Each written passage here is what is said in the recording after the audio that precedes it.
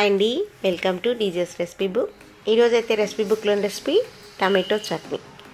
చూడంగానే నోరు ఊరిపోతున్నారు కదా. ఇది దోశలోకైనా ఇడ్లీలోకైనా దేంట్లోకైనా బాగుండే టమాటో చట్నీ ఎలా చేయాలో ఇప్పుడు తెలుసుకుందాం. వీడియోలోకి వెళ్ళే ముందు ఈ రెసిపీ కనుక మీకు నచ్చినట్టయితే ఒక లైక్ని అయితే చేసేయండి. ఇప్పుడు దీనికి కావాల్సిన ఇంగ్రీడియంట్స్ చూడండి. 2 టమాటోలు, 3 ఆనియన్స్, ఒక 10 నుంచి 12 పచ్చిమిరపకాయలు, చిన్న నిమ్మకాయ సైజ్ అంతా చింతపండు అయితే వేడి నీళ్ళల్లో నానబెట్టుకోవాలి.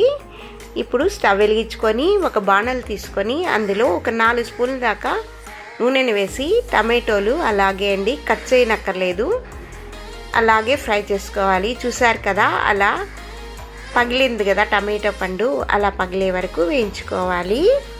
ఇలా వేయించుకున్న టమాటా పండ్లు బాగా చల్లారాలండి. ఇప్పుడు రోట్లో మనం తీసుకున్న పచ్చిమిరపకాయల్ని అలాగే వేసేయాలండి. ఇవి వేయించక్కర్లేదు. తగినంత ఉప్పు వేసుకొని మెత్తగా వచ్చేట్టు దంచుకోవాలి. ఇలాంటి మరెన్నో టేస్టీ రెసిపీస్ కావాలనుకుంటున్నారా? అయితే మన ఛానల్ని అయితే తప్పకుండా సబ్స్క్రైబ్ చేసుకోండి మరెన్నో టేస్టీ రెసిపీస్ కోసం.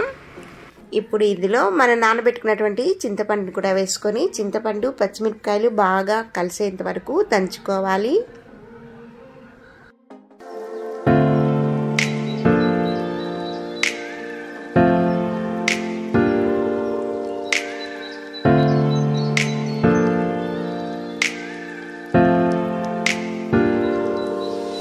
చూసారు కదా, చింతపండు పచ్చిమిరపకాయలు బాగా మెరిగే వరకు దంచుకొని ఇప్పుడు అందులో మనం ముందుగా వేయించుకొని చల్లార్చుకున్న టమాటాలను కూడా వేసుకొని కచ్చా పచ్చాగా వచ్చే వరకు దంచుకోవాలి.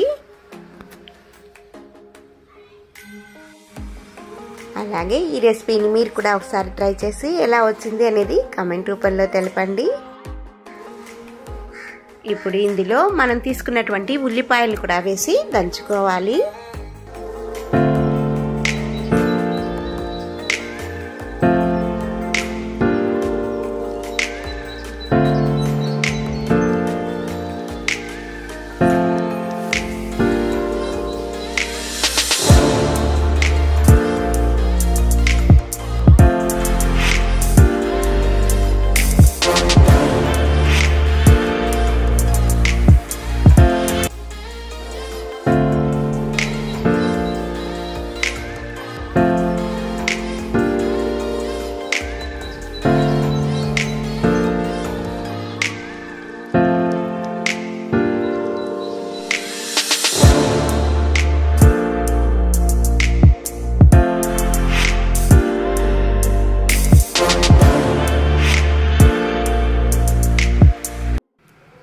మనం వేసుకున్న ఉల్లిపాయలు కచ్చా పచ్చాగా ఉండేట్టుగా దంచుకోవాలి.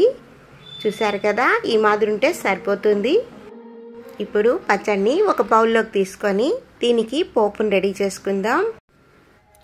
స్టవ్ వెలిగించి ఒక బాణలు పెట్టి అందులో ఒక 2 టేబుల్ స్పూన్ల దాకా ఆయిల్ వేసుకొని 1 టీ స్పూన్ ఆవాలు, ఒక 2 టీ స్పూన్ల మినపప్పు వేసుకొని బాగా మినపప్పు ఎర్రగా వేగే వరకు వేయించుకోవాలి.